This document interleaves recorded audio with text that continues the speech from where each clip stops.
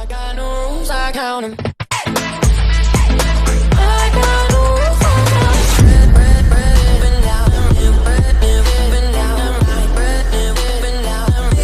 Been open.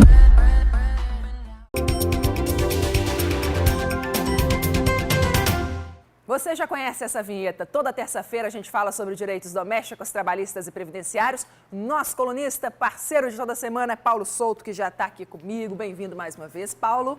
Bom dia, Patrícia. Bom dia para você também. A primeira pergunta de hoje é curiosa, porque muita gente não sabe disso. Zezinha de Cabedelo quer saber o seguinte: qual é a lei que diz que os dias de feriado, dias de carnaval, não são feriados para a categoria dos empregados domésticos? Zezinha, a lei não diz que não são feriados. A lei diz quais os feriados nacionais, entendeu?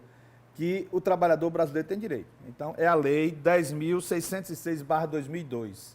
Essa lei era de 1949, então vem uma lei de 2002 que criou, definiu quais eram os feriados no Brasil, feriados nacionais. Então, o período de carnaval não é feriado. Agora, se existir uma lei estadual ou uma lei municipal prevendo Aí tudo bem. esses dias, mas aqui na Paraíba eu desconheço. Pelo menos na Grande João Pessoa não existe, Campina Grande não é feriado. Municipal, nada. Não é municipal nem estadual. Fique Então claro. a lei aí. não diz que não é feriado. A lei define quais são os feriados nacionais. Pronto. E o carnaval não tá está excluído.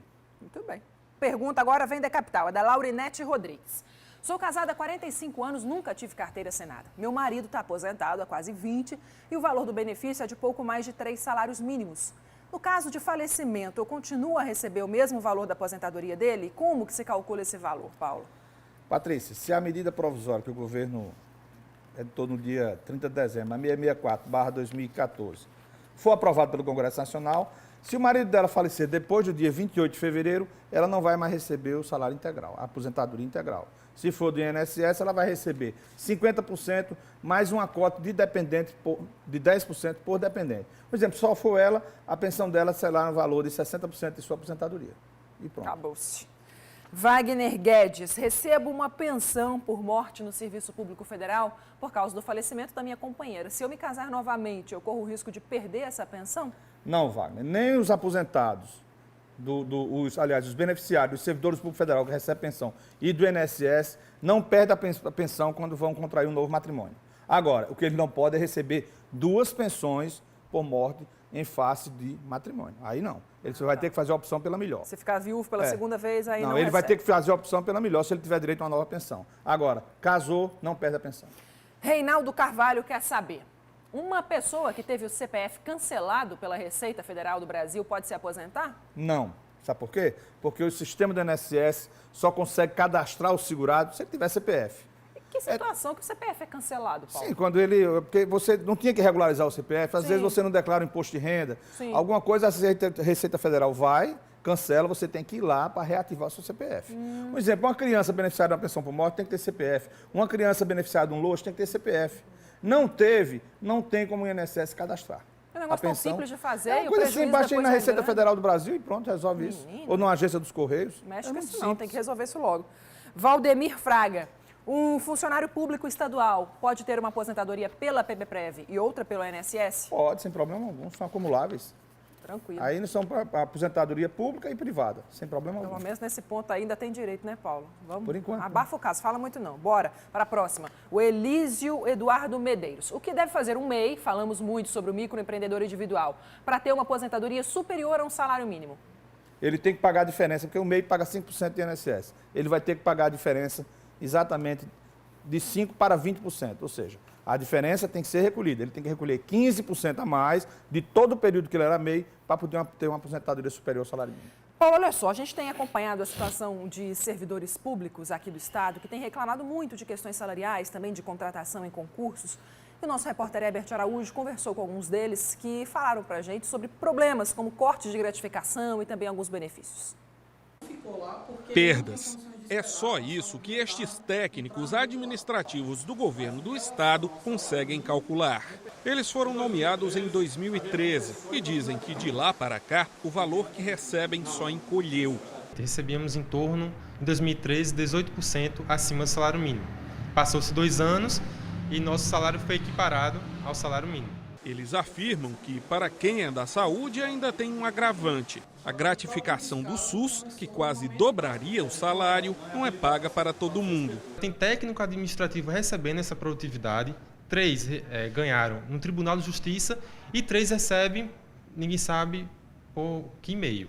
Quem trabalha para a Secretaria de Educação reclama que servidores que só deveriam fazer trabalhos administrativos são desviados para outras funções. Somos contratados para fazer trabalhos administrativos, sendo que acontece que algumas pessoas eram chamadas para fazer serviço de auxiliar de serviços gerais ou até mesmo função de professor. E no caso do inspetor também. Em janeiro, eles tiveram uma surpresa.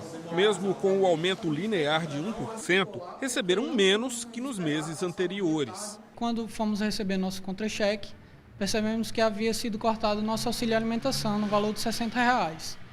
Então o aumento havia sido de R$ 7 e acabamos perdendo 60. No caso, agora a gente está recebendo até menos no valor líquido do que o salário mínimo. Outra categoria nem pode reclamar de salários porque ainda nem recebe. Os concursados da Polícia Civil foram aprovados em 2008. Desde então, eles lutam para assumir os cargos. A validade do concurso, que acabaria em junho do ano passado, foi prorrogada pela Justiça. No acordo feito com o governo do estado, ficou acertado que os mais de 500 novos policiais seriam nomeados até 1º de janeiro, o que não aconteceu. 100% dos alunos tiveram que deixar seus empregos anteriores e agora estão com dificuldade em arranjar emprego, até mesmo retornar para os anteriores ou, se for o caso, algum emprego novo. Como o acordo não foi cumprido, a Justiça tomou uma atitude na última sexta-feira. A decisão impede o governo do estado de fazer qualquer contratação até que os concursados da Polícia Civil sejam nomeados. A exceção fica por conta de casos extraordinários na área de saúde. O texto também diz que qualquer nomeação feita agora não tem validade legal nem financeira. Nós somos atrás do governo da Paraíba. Em nota, o procurador-geral do estado, Gilberto Carneiro, disse que o governo vai recorrer, que não tem condições de cumprir essa decisão judicial sem ferir a lei de responsabilidade fiscal. E que, inclusive, propôs um calendário razoável para essas nomeações. Sobre o auxílio alimentação, o não pagamento da gratificação para o SUS, para os servidores da saúde e também para o desvio de função para os técnicos administrativos da educação, a gente tentou conversar com a secretária de administração do estado, Livânia Farias. Mas a nossa produção não foi atendida. Paulo, são várias denúncias aí de 2 categorias, uma ainda nem são servidores, né, públicos. Com relação aos técnicos administrativos, primeiro, depois desse reajuste de 1%, eles dizem que estão ganhando menos. O governo suprimiu Exato. o auxílio alimentação. Será que todos os servidores perderam o auxílio alimentação? É indevida a supressão. Eu acho que se os demais servidores estão recebendo, é devido ao auxílio alimentação a esses servidores que foi retirado do seu Qual salário. que é a saída para eles? Não, é tentar administrativamente resolver ou ir para a justiça. Agora, o caso dos policiais civis aprovado com concurso público, muito me surpreende o Estado recorrer dessa decisão. Sabe por quê? Porque em agosto de 2011, o Supremo Tribunal Federal já decidiu que todo aprovado em concurso público, que no concurso público esteja dentro do número de vagas, ele tem o direito à nomeação. Não tem essa história de responsabilidade fiscal, não. Porque se ele fez o concurso, tinha as vagas existem, a vaga é daquele que foi aprovado. Acabou. Agora, recorrer é procrastinar, isso está protelando. Agora, a justiça tem que ser firme. Porque muitas vezes o juiz determina e o governo descumpre e fica por isso mesmo. Eu acho que tem que haver o juiz que determinou tem que ser firme e vai cumprir. Se não cumprir, toma as providências cabíveis. Esse concurso foi realizado, se eu não me engano, em 2008. E até hoje eles aguardam. Foi prorrogado pela Exato. Justiça já. Olhe bem, em 2011 ele ainda estava na validade, porque ele tinha sido prorrogado a primeira vez, ele era válido por 2 anos, prorrogado por mais 2, terminaria em 2012. Em 2011 o STF já decidiu, o aprovado em concurso público, dentro do número de vagas, tem direito à nomeação. Paulo, obrigada pelos seus esclarecimentos aqui. A gente deu voz a esses servidores que estão se manifestando, que estão se revoltando nos últimos tempos. E a gente deixa o espaço aberto para o governo do estado, se quiser se manifestar a respeito dessas reclamações. Obrigada, Paulo. Até terça-feira.